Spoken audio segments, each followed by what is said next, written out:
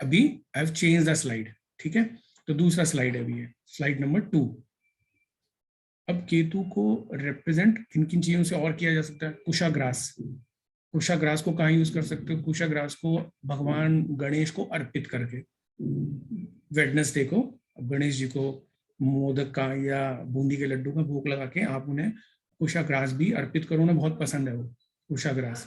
तो यहाँ पे एज ए रेमेडी भी यूज आप लाल किताब में ये दे सकते हैं, ठीक है। जैसे हमने अभी डिस्कस किया था, केतु इंट्यूशन है, गहराई है, प्यास है, यू नो, आपको बहुत बहुत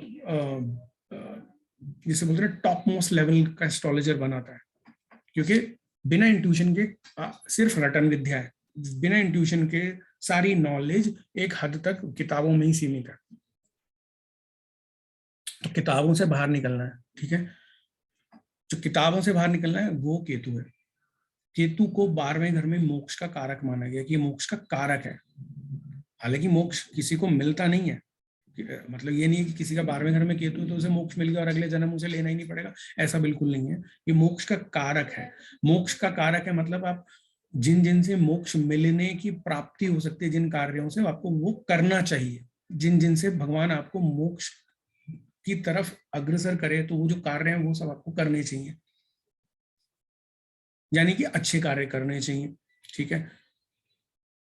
केतु रिप्रेजेंट करता है लाल किताब के अनुसार लिजर्ड, जो छिपकली होती है वो लाल किताब में इसको केतु से रिप्रेजेंट किया जाता है। डोंकी, पिग, इनको केतु से रिप्रेजेंट किया जाता है लाल किताब में। चूहा, रैबिट, चूहा और रैबिट को आप समझो, जब मैं इसकी माइथोलॉजी बताऊंगा तो और अच्छे से समझाऊंगा इसको। देखो, चूहा और रैबिट ये पाताल में रहते हैं, जमीन के अंदर रहते हैं। वहां पे केतु नीच का भी होता है और वहां पे अच्छा भी माना जाता है, मतलब दोनों ही इसके वो है। इसलिए हम हर चीज को लाल किताब में कैसे देखते हैं कि ये नेक है या बद है, हर चीज को। ऐसे ही हम जब स्पेशली किसी की कुंडली में छठे घर में केतु को समझते हैं ना, तो वहां पे कुछ सिम्टम्स लेने पड़ते हैं, जहां तक से समझना पड़ता है जीवन में क्या चल रहा है, केतु अच्छा है बुरा है। इसलिए जो पाताल में रहने वाली चीजें हैं, तो उसका एग्जाम्पल क्या है? Rat and rabbit. कोई भी दो रंग की चीज लाल किताब में केतु कैसे रिप्रेजेंट करता है? जैसे ब्लैक एंड व्हाइट तिल, वो दो रंग के हैं, तो उसको कैसे रिप्रेजेंट किया जाता है? केतु के थ्रू किया जाता है। और ये भी रेमेडी में यूज होता है, मतलब शिवलिंग पे अर्पित किया जा सकता है। तो ये भी केतु की रेमेडी है। शिव पूजा भी, और शिव को आप ये अर्पण कर सकते हैं, तो भी ये यहाँ पे केतु को इम्प्रूव करेगा। पब्लिक टॉयलेट जो होते हैं ना मॉल्स में या बाहर, जो लोग यूज करते हैं, वो भी केतु के अंडर में आता है। अभी बताऊंगा वो क्यों होता है, क्योंकि अभी जस्ट आगे नीचे इसका रिलेशन लिखा हुआ है, ठीक है। केतु को रिप्रेजेंट किया जाता है बनाना से। मंदिर में बोला जाता है 3 केले दो, तो केतु क्योंकि 3 नंबर रिप्रेजेंट करता है, 3 नंबर बिल्डिंग, 3 घर, 3 कार, ऐसे रिप्रेजेंट किया जाता है। तो बोला जाता है कि 3 बनाना जो है आप डेली 41 डेज मंदिर में दें। तो ये बनाना की रेमेडी में क्या होता है? बृहस्पति का भी अंश होता है। तो चौथी जो जो अगली चीज है जो केतु से रिप्रेजेंट की जाती है, वो है आपका क्या बोलते हैं, गार्लिक और अनियन। गार्लिक और अनियन मतलब सात्विक खाने में नहीं आते ये, ठीक है। तो ये मगर इसका रेमेडी में यूज होता है, वो मैं बताऊंगा अभी कैसे यूज होता है, और एक्सप्लेन भी आगे करेंगे इसको। मगर गार्लिक और अनियन को कहा जाता है कि ऐसे समझते हैं, जब समुद्र मंथन हुआ था ना, तो भगवान विष्णु ने मोहिनी अवतार में राहु का गला काटा था। तो मगर जब तक वो अमृत पी चुका था, तो जब गर्दन कटी तो उससे जो उसका ब्लड जहां जहां गिरा, वो कहा जाता है कि वो गार्लिक और अनियन यानी कि लहसुन और प्याज है वो। इसलिए सात्विक खाने में स्पेशली जब भगवान का भोग लगता है, इसका यूज नहीं होता, मगर दान में इसका यूज केतु को इंप्रूव करने के लिए किया जाता है, ठीक है। पर्स में जो हम पैसे रखते हैं ना, और किस तरीके से, किस अरेंजमेंट से रखते हैं, वो भी केतु है। कितना संभाल कर रखते हैं, कितना नाइसली रखते हैं। अगर हमने बहुत तोड़ मरोड़ के रखे हुए हैं, घुमा के ऐसे करके रखे हुए हैं, तो वो अच्छा केतु के सिम्टम नहीं है।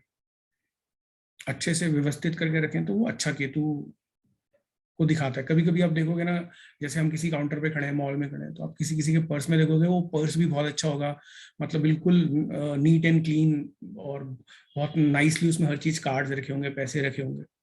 तो कई बार ऑब्जर्वेशन में करके देखोगे तो आपको पता चलेगा कि इस जातक का केतु अच्छा होगा। तो ये ऑब्जर्वेशन से, मतलब आदि एस्ट्रोलॉजी तो आप ऑब्जर्वेशन से ही सीख जाओगे, है ना। तो पर्स भी बार बार चेंज करना चाहिए। अगर पर्स खराब हो रहा है तो पर्स चेंज करना चाहिए। तो क्योंकि ऑटोमेटिकली जब आप पर्स चेंज करोगे तो ये बात भी सही है कि आप उसमें जितनी भी पुरानी चीजें, मतलब कार्ड्स निकालोगे, फिर दोबारा से सही से रखोगे, अपनी मनी दोबारा से सही से रखोगे। तो ये भी रेमेडी में यूज होती है। केतु क्या दिखाता है? यात्राएं बताता है, लंबी लंबी यात्राएं बताता है। किसी किसी की जॉब में आप देखोगे तो बहुत वो यात्रा ही करते रहते हैं, स्पेशली सेल्स मार्केटिंग वाले, एमआर जो होते हैं, मतलब, है ना, इस तरीके के आप जॉब जो देखोगे वो केतु प्रधान वाले होते हैं। लाल किताब के अनुसार केतु का अधिपत्य रहता है ट्रैवल वाली जो जॉब होती है जनरली। अब केतु अगर खराब हो तो बेसिकली केतु प्रॉब्लम दे सकता है लाल किताब के अनुसार। हम टिपिकल मेडिकल एस्ट्रोलॉजी की को बात नहीं कर रहे, मगर अगर किसी को मेडिकल एस्ट्रोलॉजी आती है तो it's a icing on cake. तो वो केतु के जो बोलते हैं कि आशियां हैं, या ह्यूमन अनाटॉमी में जो निशानियां देगा जातक, अपनी डिसीज के थ्रू आप पहचान कर मेडिकल एस्ट्रोलॉजी को कंबाइन कर कर बहुत अच्छी प्रिडिक्शन दे भी सकते हैं और रेमेडी भी दे सकते हैं। और आप पहले से ही प्रिडिक्ट भी कर सकते हैं कि आपको ये इवेंट या तो पास्ट में हुआ होगा या होने वाला है।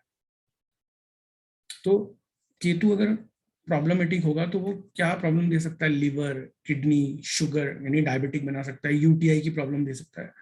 जनरली पब्लिक टॉयलेट यूज करने पर यूटीआई की प्रॉब्लम होती है जनरली, या किसी के घर भी जाओ तो अगर नीट एंड क्लीन नहीं हो तो यूटीआई की प्रॉब्लम हो जाती है। अपेंडिक्स की प्रॉब्लम भी दे सकता है केतु। ठीक है, यानी अगर केतु ही आपका अच्छा है तो इतनी डिसीज पे आप खुद रिसर्च कर सकते हो, मतलब ये भी सीख सकते हो, मेडिकल एस्ट्रोलॉजी पे भी आप रिसर्च कर सकते हो। जो लोगों को कई बार होता है कि यूरिन रोकने की आदत होती है कि नहीं, थोड़ी देर बाद जाएंगे, तो ये गंदा केतु की पहचान है, खराब केतु की पहचान है। तो यूरिन को रोकना नहीं है, जब भी आए तो जाना है यूरिनेशन के लिए। तो ये खराब केतु की पहचान है। ऐसे ही कैसे आप चलते हो, आपकी जो केतु को फीट से भी रिप्रेजेंट किया जाता है।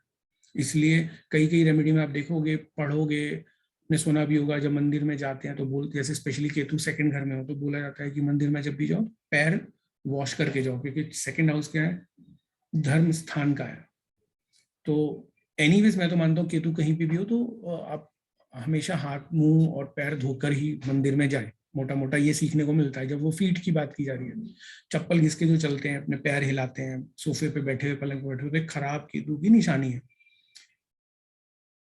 तो सिंपल सिम्टम्स देखकर भी आप किसी को बता सकते हो, केतु जनित प्रॉब्लम बता सकते हो, इवन किसी के सिम्टम देख के बता सकते हो कि आपके पास में हुआ होगा। केतु क्या है? बैकबोन है। ह्यूमन अनाटॉमी में जो बैकबोन है, रीढ़ की हड्डी है, वो केतु है। लोअर बैकबोन की प्रॉब्लम होना, है ना, या बैकबोन, अपर बैकबोन की भी होना, तो ये सब केतु के अधिपत्य में आता है। Ketu govern all this.